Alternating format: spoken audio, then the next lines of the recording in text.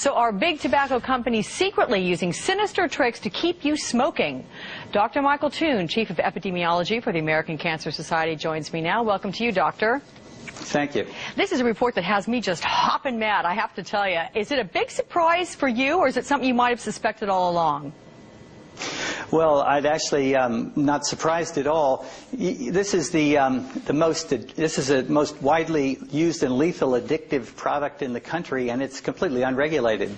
And apparently this report from Harvard says that the tobacco companies, they up the nicotine, I think by 1.6% each year, so cumulative growth would be well over 10% over these years during the study. They also intensified the concentration. How significant is this? Well, it's very significant because nicotine is the chemical in tobacco smoke that makes it addictive.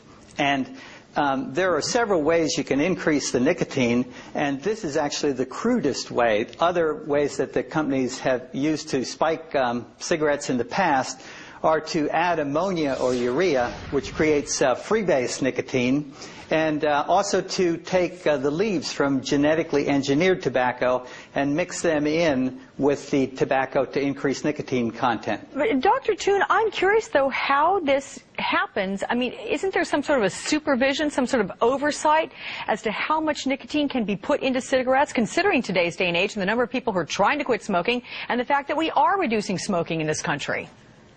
That's exactly the point. I mean, you can look at your macaroni and cheese and you can tell what's in it by looking at the box, but you have no idea what's in a cigarette because the industry has remained virtually unregulated for all of this time over the last century. And how is that? And I imagine those of you at the American Cancer Society are none too pleased with that.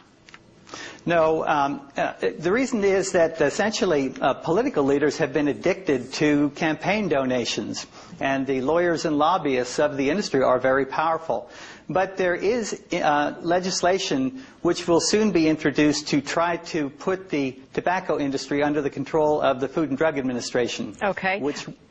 Sir, the words tobacco pandemic have been used in this report, accusing big tobacco of triggering and perpetuating this tobacco pandemic. Do you agree with that categorization of it?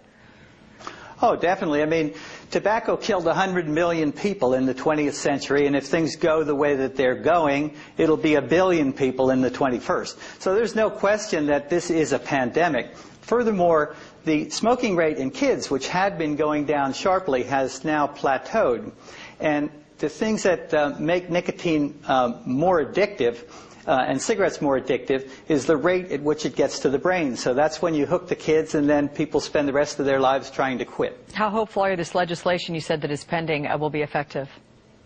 It's going to be a battle because to get strong and meaningful regulation with all of the dollars and lobbyists that the tobacco companies have will be a major battle, but it's essentially vitally important. Dr. Michael Toon, thanks for weighing in. Appreciate it, sir.